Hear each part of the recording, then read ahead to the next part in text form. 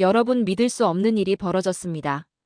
덴마크에 무려 50년 만에 찾아온 영하 35도의 혹한.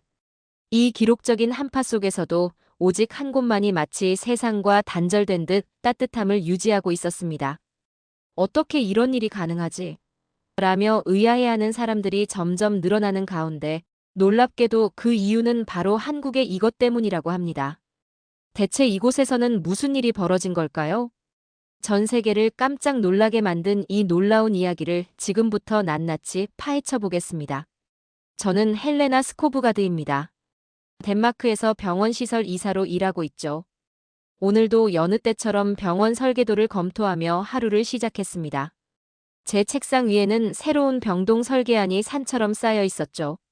차가운 커피 한 잔을 들이키며 서류를 넘기던 그때 갑자기 전화가 울렸습니다. 헬레나 이사님, 아버님께서 응급실에 입원하셨습니다. 순간 손에 들고 있던 커피잔을 떨어뜨릴 뻔했어요. 아버지와는 몇 년째 연락을 하지 않고 지냈는데 말이죠. 병원으로 달려가는 동안 머릿속이 복잡했습니다. 아버지 에릭은 제가 어릴 때부터 무뚝뚝한 분이었어요. 감정 표현도 거의 없었고 대화다운 대화를 나눈 기억도 없죠.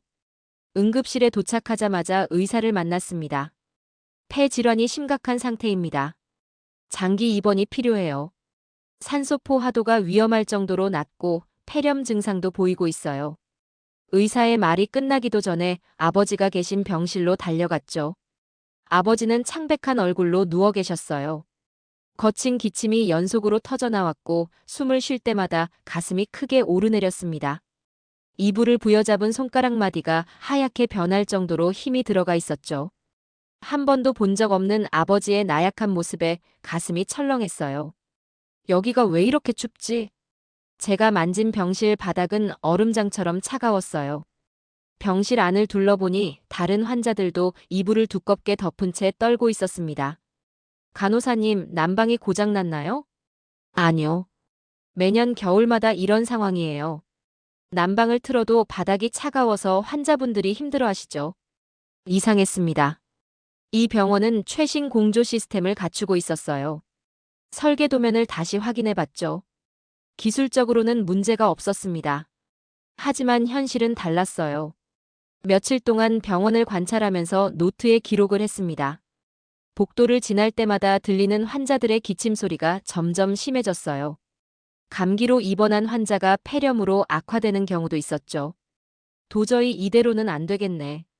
동료 시설 관리자인 마틴을 불러 상황을 설명했습니다. 마틴, 이 문제 어떻게 생각해? 난방 온도를 좀 더 올려볼 수는 없을까? 마틴은 고개를 절레절레 저으며 답했어요. 헬레나, 그게 말이 되나? 지금도 에너지 사용량이 거의 한계야. 더 올렸다간 시스템 전체가 다운될 수도 있어. 그럼 병원 전체가 마비된다고. 아버지의 병실로 돌아와 보니 산소 마스크를 쓴 채 힘겹게 숨을 쉬고 계셨어요. 처음으로 아버지가 안쓰러워 보였습니다. 이대로는 안 되겠어. 저는 책상으로 돌아와 해결책을 찾기 시작했어요. 밤늦게까지 자료를 찾았죠. 유럽의 다른 병원들은 어떻게 이 문제를 해결하고 있는지 알아보려 했습니다. 하지만 뾰족한 답은 나오지 않았어요. 그러던 어느 날 한 연구원이 찾아왔습니다. 헬레나 이사님, 혹시 한국의 전통 난방 방식에 대해 들어보셨나요? 5천년의 역사를 가진 기술이라고 해요. 5천년 된 난방 방식이라고요? 말도 안 되는 소리 하지 마세요. 우리는 21세기에 살고 있어요. 최첨단 기술로도 해결하지 못하는 문제를 구식 방법으로 해결하자는 건가요? 연구원의 제안을 일축하며 자리를 박차고 나왔죠. 하지만 그날 밤 아버지의 고통스러운 기침 소리를 들으며 생각이 달라졌어요. 어떤 방법이라도 시도해봐야겠어. 다음 날 아침, 저는 한국행 비행기 표를 예매했습니다. 서울에 도착했을 때는 이미 해가 저물어 있었습니다. 택시는 좁은 골목길을 지나 북촌의 한옥 게스트하우스로 향했죠. 창밖으로 보이는 낯선 풍경에 피곤함도 잊었어요. 담장 너머로 보이는 기와 지붕들이 달빛에 은은하게 빛나고 있었습니다. 게스트하우스에 도착해보니 제가 상상했던 현대식 숙소와는 전혀 달랐어요. 나무로 된 대문을 열자 정갈하게 정돈된 마당이 나타났습니다. 방으로 안내받은 순간 당황했어요. 침대는 어디 있나요? 아, 우리는 바닥에서 잡니다. 온돌방이라 바닥이 따뜻해서 걱정 안 하셔도 돼요. 반신반의하는 마음으로 바닥에 손을 대보니 놀랍게도 따뜻했어요. 그것도 온화하고 포근한 온기가 느껴졌죠. 이불을 펴고 누워보니 바닥의 온기가 온몸을 감싸안는 듯 했어요. 병원의 차가운 바닥과는 전혀 다른 느낌이었죠. 게다가 공기도 건조하지 않았어요. 피곤했던 몸이 서서히 녹아드는 것을 느끼며 깊은 잠에 빠져들었습니다. 병원 일로 잠을 설친 지 몇 주 만에 처음으로 푹 잔 날이었어요. 다음 날 아침 할머니께서 아침을 차려주시며 물으셨습니다. 어떠셨어요? 잘 주무셨나요? 정말 신기해요. 이렇게 따뜻한 바닥에서 자본 적이 없어요. 게다가 공기도 건조하지 않고. 할머니는 빙그레 웃으시며 말씀하셨죠. 이게 바로 온돌의 비밀이에요. 바닥을 데워서 방 전체를 따뜻하게 만드는 거죠. 우리 조상들의 지혜랍니다. 더 자세히 알아보고 싶었던 저는 할머니의 추천으로 서울 삼성동의 건축 박람회장으로 향했어요. 전시장으로 가는 지하철에서 지난밤의 경험을 곰곰이 되새겨봤습니다. 차가운 덴마크 병원과 따뜻했던 온돌방이 자꾸 대비되었어요. 이제는 확신이 들었습니다. 제가 찾던 해답이 여기 한국에 있을지도 모른다는 생각이 들었어요. 전시장으로 향하는 발걸음이 한층 가벼워졌습니다. 건축 박람회장은 생각보다 훨씬 컸습니다. 수많은 전시 부스 사이를 헤매며 온돌 관련 전시를 찾아다녔어요. 그러다 전통과 현대의 만남, 스마트 온돌 시스템이라는 부스 앞에서 발걸음을 멈췄습니다. 혹시 온돌에 대해 궁금하신가요? 뒤돌아보니 부스 담당자가 친절하게 웃으며 서 있었어요. 이분이 바로 김준호 교수였습니다. 제가 병원 시설 이사인데요. 난방 문제로 고민이 많습니다. 특히 호흡기 환자들이. 김준호 교수는 작은 모형을 가리키며 설명을 시작했어요. 보세요. 온돌은 단순한 바닥 난방이 아닙니다. 아궁이에서 시작된 열기가 분기를 지나 구들장 전체로 전달되는 과학적인 난방 시스템이죠. 옥스포드 사전에도 등재된 우리의 자랑스러운 문화유산입니다. 모형을 통해 열기의 이동을 직접 보여주었어요. 아궁이에서 시작된 뜨거운 공기가 여러 통로를 지나며 고르게 퍼져나가는 모습이 신기했습니다. 열기가 빠져나가지 않도록 하는 특별한 장치들이 숨어 있어요. 분기 구멍을 작게 만들어 열기가 빨리 이동하게 하고 들개 자리에서는 소용돌이를 만들어 열을 고르게 전달하죠. 마지막엔 굴뚝 앞에서 열기는 남기고 연기만 배출하는 거예요. 서양의 난방과 비교하며 설명을 이어갔습니다. 서양의 난로나 라디에이터는 공기만 데우는 대류 방식이에요. 하지만 온돌은 바닥에 열을 축적했다가 서서히 방출하죠. 그래서 실내 온도가 안정적으로 유지되고 공기가 건조해지지 않아요. 김 교수는 태블릿으로 현대식 온돌 시스템의 데이터를 보여주었어요. 현대 기술과 만나 더욱 발전했습니다. 에너지 효율이 40% 높고 특히 호흡기 환자들의 치료에 탁월한 효과가 있어요. 습도 조절이 가능하고 열이 고르게 분포되니까요. 머릿속에서 퍼즐이 맞춰지는 기분이었어요. 아버지와 우리 병원 환자들의 모습이 떠올랐죠. 이것이야말로 제가 찾던 해답이었습니다. 김 교수님, 이 시스템을 덴마크의 병원에 적용할 수 있을까요? 물론입니다.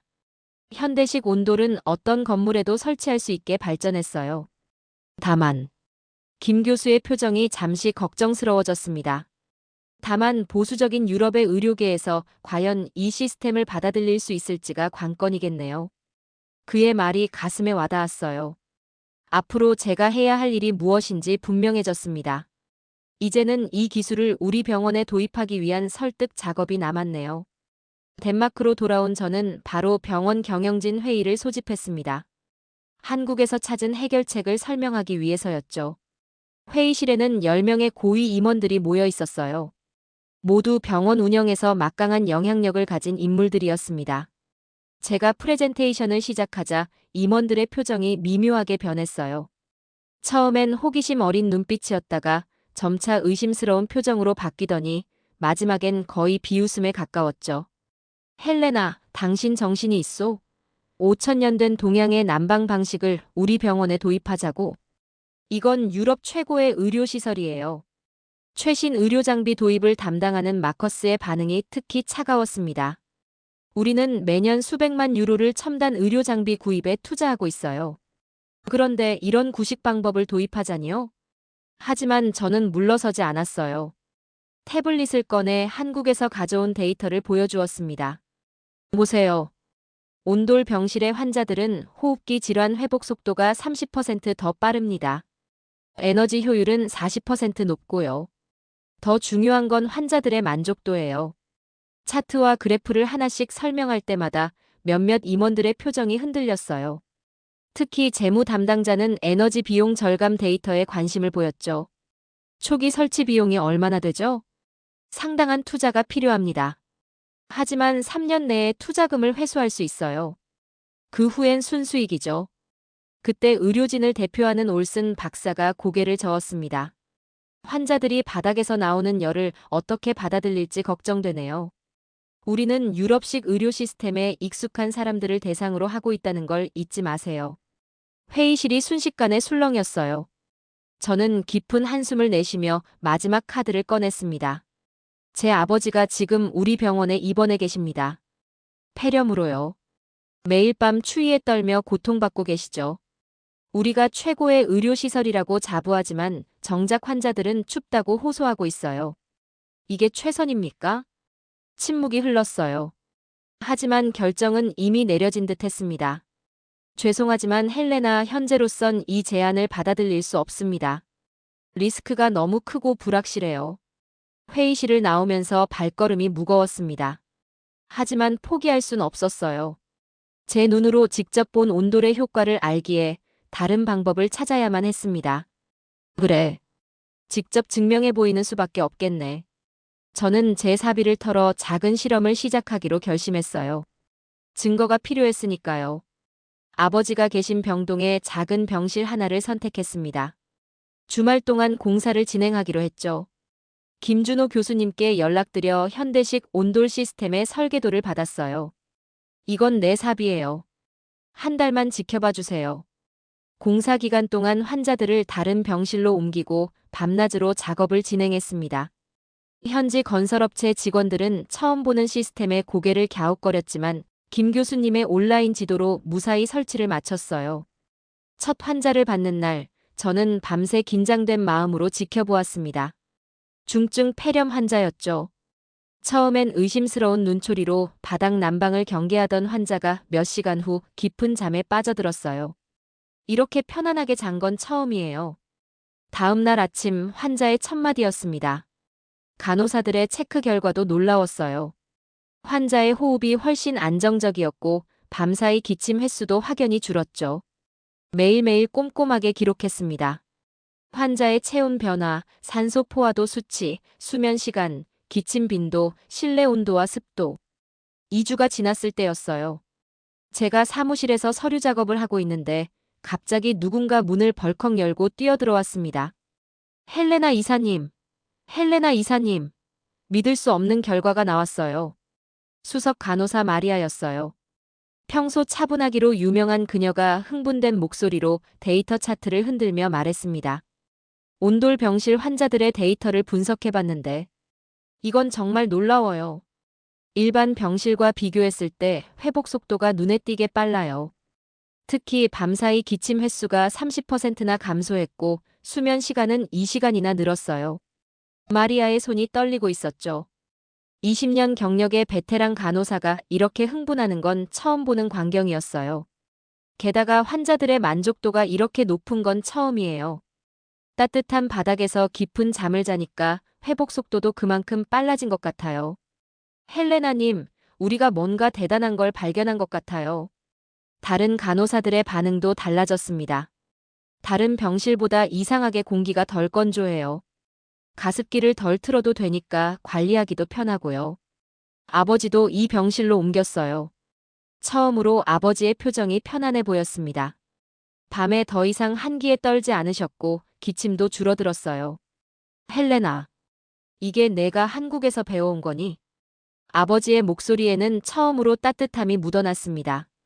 실험 결과는 기대 이상이었어요. 하지만 더 큰 변화는 병원 직원들 사이에서 일어났습니다. 소문이 퍼지면서 다른 병동의 의사와 간호사들이 찾아와 이 특별한 병실을 구경했죠.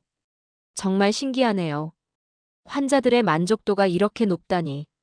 드디어 제가 기다리던 순간이 왔습니다. 경영진들이 직접 찾아온 거예요. 이번에는 더 이상 반박할 수 없는 증거가 제 손에 있었죠. 하지만 그때 예상치 못한 위기가 찾아왔습니다. 덴마크의 기록적인 한파가 몰아닥친 것이었어요. 긴급 속보입니다. 덴마크 기상청이 사상 최악의 한파를 경고하고 있습니다. 텔레비전 속 기상캐스터의 목소리가 심각했어요. 병원 로비에 있던 모든 사람들이 발걸음을 멈추고 화면을 응시했죠. 북극발 한파가 덴마크를 강타할 것으로 예상됩니다. 50년 만에 찾아오는 이번 한파는 영하 25도까지 기온이 떨어질 것으로 보이며 체감온도는 영하 35도까지 내려갈 수 있습니다. 특히 노약자와 환자들의 각별한 주의가 요구됩니다. 제 등줄기로 한기가 흘렀어요. 영하 35도라니. 순간 아버지 생각이 났습니다. 대형 스크린에 비친 기상도는 마치 거대한 파란 괴물이 덴마크를 집어삼키는 것 같았어요. 시시각각 다가오는 한파의 위치가 빨간색으로 표시되어 있었죠. 추가 속보입니다. 정부는 국가 비상재난 경보를 발령했습니다. 모든 시민들은 외출을 자제하시고 병원장이 긴급 회의를 소집했어요. 복도를 지나는 의료진들의 발걸음이 분주해졌고 응급실은 한파에 대비해 추가 병상을 준비하기 시작했습니다. 이러다 환자들이 위험해질 수 있어. 창 밖을 보니 거센 눈보라가 몰아치기 시작했어요. 기상청 예보대로라면 이건 시작에 불과했습니다. 첫날 밤 병원의 중앙 난방 시스템에 과부하가 걸렸습니다. 갑작스러운 한파에 시스템이 견디지 못한 거예요. 비상. 3층 난방 시스템이 멈췄습니다. 4층도 온도가 급격히 떨어지고 있어요. 중환자실 온도 유지가 안 돼요. 간호사들의 다급한 목소리가 병원 곳곳에서 들려왔어요. 복도를 지나는 환자들은 담요를 몸에 두르고 있었고 병실에서는 이불을 덮은 채 떨고 있는 환자들이 많았습니다. 의료기기가 제대로 작동하지 않아요. 호흡기 환자들의 상태가 급격히 나빠지고 있습니다. 하지만 그때 놀라운 일이 벌어졌어요. 제가 실험용으로 만든 온돌 병실만이 안정적인 온도를 유지하고 있었던 거예요. 어떻게 된 거죠? 이 병실만 따뜻한데요? 수석 의사가 직접 온도계를 들여다보며 고개를 절레절레 저었어요. 처음 온돌 병실에 들어선 의사들은 얼어붙은 손을 비비다가 멈췄어요. 따뜻한 공기가 전신을 감싸자 놀란 듯 서로를 쳐다보았죠. 믿을 수 없군요. 22도라니. 게다가 이렇게 안정적으로 유지된다는 게 놀라워요. 간호사 한 명이 바닥에 손을 대보더니 벌떡 일어났습니다. 세상에. 바닥이 이렇게 따뜻하다니. 마치 봄날 햇살을 받은 것처럼 따뜻해요.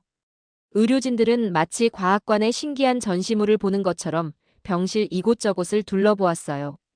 그들의 얼굴에서 의심은 점차 경이로움으로 바뀌어갔죠.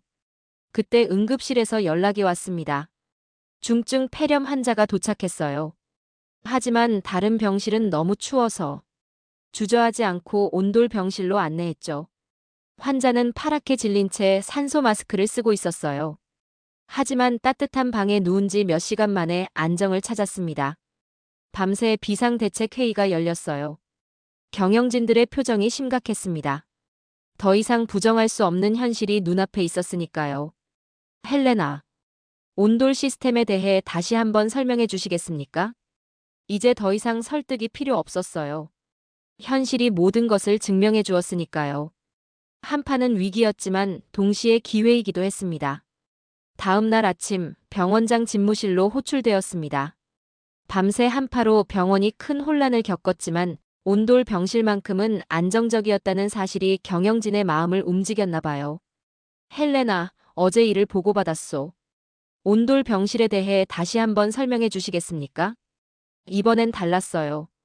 전과 달리 진지한 표정으로 제 이야기에 귀를 기울였죠. 그동안 모아둔 데이터를 하나하나 설명했습니다. 보시다시피 온돌 병실의 환자들은 회복 속도가 30% 더 빠릅니다. 호흡기 질환에 특히 효과적이고요. 어제 한파 속에서도 봤듯이 에너지 효율도 훨씬 높아요. 재무 담당자가 앞으로 몸을 기울이며 물었습니다. 전체 병동으로 확대한다면 비용이 얼마나 들까요? 초기 투자 비용은 크지만 3년 안에 회수할 수 있습니다. 에너지 비용이 40% 절감되니까요. 회의실이 잠시 조용해졌어요. 병원장이 천천히 입을 열었습니다. 어제 일은 우리에게 큰 교훈을 주었습니다. 최첨단 설비보다 더 중요한 것은 환자들의 안녕이라는 걸요. 온돌 시스템 도입을 승인하겠습니다. 그 순간 제 눈에 눈물이 고였어요. 마침내 해냈다는 안도감과 기쁨이 밀려왔죠. 공사는 신속하게 진행되었습니다. 먼저 호흡기 병동부터 시작해서 점차 다른 병동으로 확대해 나갔어요. 김준호 교수님이 직접 덴마크로 오셔서 설치를 감독해 주셨죠. 결과는 놀라웠어요. 환자들의 만족도가 크게 상승했고 회복 속도도 빨라졌습니다. 특히 겨울철 호흡기 질환 환자들의 호전이 두드러졌죠. 유럽의 다른 병원들도 우리 병원을 벤치마킹하기 시작했어요. 한국의 전통 지혜를 현대화한 혁신적인 의료시설이라는 찬사가 이어졌죠. 무엇보다 가장 기뻤던 건 아버지의 건강이 점차 회복되어 갔다는 거예요. 따뜻한 병실에서 지내면서 기침도 줄어들고 수면의 질도 좋아졌죠. 헬레나, 내가 해냈구나. 아버지의 목소리에는 자부심이 묻어났어요. 저는 그제야 깨달았습니다. 제가 찾은 건 단순한 난방 시스템이 아니었어요. 환자들을 위한 진정한 치유의 공간, 그리고 오랫동안 잃어버렸던 아버지와의 따뜻한 관계였죠. 2년이 지난 지금 우리 병원은 많이 달라졌어요. 온돌 시스템을 도입한 첫 유럽 병원이라는 타이틀은 우리의 자부심이 되었죠. 매달 전 세계에서 의료진들이 우리 병원을 견학하러 옵니다. 어떻게 이런 혁신적인 생각을 하셨나요? 이런 질문을 받을 때마다 저는 잠시 생각에 잠깁니다. 처음 한국에 갔을 때가 떠오르죠. 그때는 단순히 난방 문제를 해결하기 위해 찾아간 것이었어요. 하지만 그곳에서 발견한 것은 단순한 기술이 아니었습니다. 한옥 게스트하우스에서 처음 경험한 온돌의 따뜻함. 그건 단순히 물리적인 온도가 아니었어요. 마치 누군가가 따뜻하게 감싸 안아주는 것 같은 그런 포근함이었죠. 그리고 그 따뜻함은 제 차가웠던 마음까지 녹여주었습니다. 아버지는 이제 건강을 완전히 회복하셨어요. 주말마다 저와 함께 공원을 산책하시죠. 예전의 무뚝뚝한 모습은 찾아볼 수 없어요.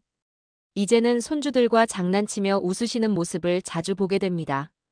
온돌이 가져다준 따뜻함이 우리 가족의 관계까지 회복시켜준 거죠. 한국과의 인연도 계속되고 있어요. 매년 봄이면 김준호 교수님과 새로운 프로젝트를 시작합니다. 최근에는 온돌의 원리를 활용한 신생아실 개발을 연구하고 있죠. 갓 태어난 아기들에게도 이 포근한 따뜻함을 전해주고 싶어서예요. 헬레나, 당신은 단순한 시설 이사가 아닙니다. 얼마 전 병원장이 저에게 해준 말이에요.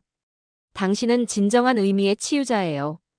건물을 따뜻하게 만든 것이 아니라 환자들의 마음까지 따뜻하게 만들었으니까요. 제가 깨달은 건 온돌이 단순한 난방 시스템이 아니라는 거예요. 그건 5,000년 동안 이어져 온 배려의 기술이었습니다. 바닥을 데워 방 전체를 따뜻하게 만드는 것처럼 한 사람의 마음을 따뜻하게 해주면 그 주변도 따뜻해진다는 지혜였죠. 우리 병원의 변화가 이를 증명해요. 환자들의 회복 속도가 빨라진 것은 단순히 실내 온도 때문만이 아니었어요. 차가운 바닥에서 떨며 밤을 지새우지 않아도 된다는 안도감, 포근히 감싸주는 듯한 온기가 주는 심리적 안정감. 이런 것들이 치유를 도왔던 거죠. 따뜻한 마음이 따뜻한 공간을 만들고 따뜻한 공간이 다시 마음을 데운다. 요즘 제가 자주 하는 말입니다. 진정한 치유는 첨단 장비나 최신 기술만으로는 이룰 수 없어요. 환자의 마음까지 따뜻하게 해주는 것, 그것이 바로 진정한 의료의 본질이죠. 이제 저는 새로운 꿈을 꾸고 있어요. 이 따뜻함을 전 세계의 더 많은 병원에 전하는 것. 단순히 온돌 시스템을 설치하는 게 아니라 환자를 배려하는 마음, 사람을 먼저 생각하는 따뜻한 마음을 전하고 싶어요. 매일 아침 병원 복도를 걸으며 환자들의 미소를 마주할 때면 생각합니다. 제가 한국에서 발견한 것은 단순한 기술이 아니었다고요. 그것은 인류의 오랜 지혜가 담긴 따뜻함이라는 선물이었어요. 그리고 그 선물은 지금도 계속해서 더 많은 이들에게 전해지고 있습니다. 이것이 제가 찾은 새로운 소명입니다. 따뜻함으로 세상을 치유하는 것.